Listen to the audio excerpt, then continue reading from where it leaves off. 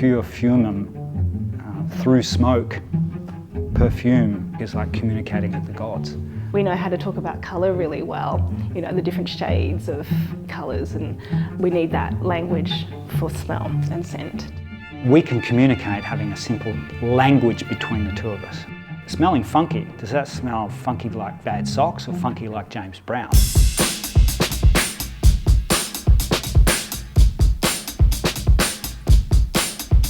Okay, let's try and simplify and create a uniform system of language. The way in which I like to talk about it is I map the odours.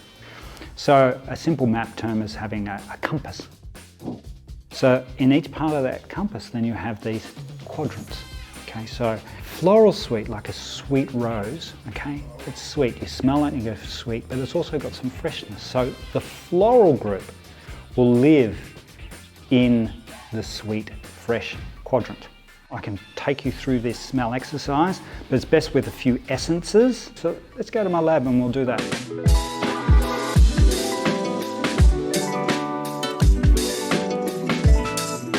What I like to do is give them cities, and then you have cities and then streets, and you can get all the way down to the house number on that street.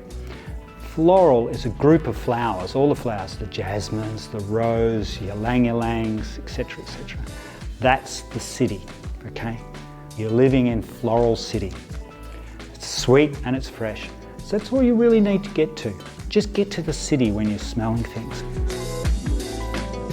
A lot of these things relate to food and items that you have in your house, okay? If we keep going around, so a fresh, bitter quadrant, that's where a lot of the herbs live. Okay, you may have thyme or rosemary, pine. Keep moving around the compass. We're into the quadrant of bitter and rich. Rich has a lot of substance to it, a lot of completion and roundness to it. Spices, clove, cinnamon, ginger. Getting up into the rich, sweet quadrant, the big one there is vanilla. It's very sugary, it's sweet, it's rich. Okay, so just simply group them by quadrant and by city, and then the streets of those cities are those individual items. So the spices would be the city, the streets would be the ginger, the clove, the cinnamon.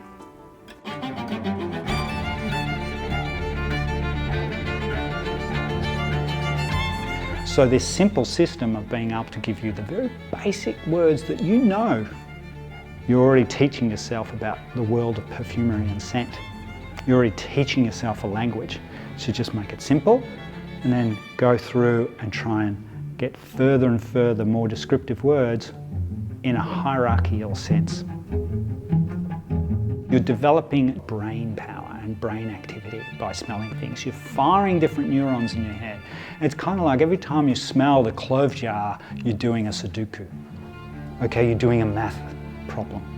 Okay, you're using parts of the brain that you don't normally use in everyday life.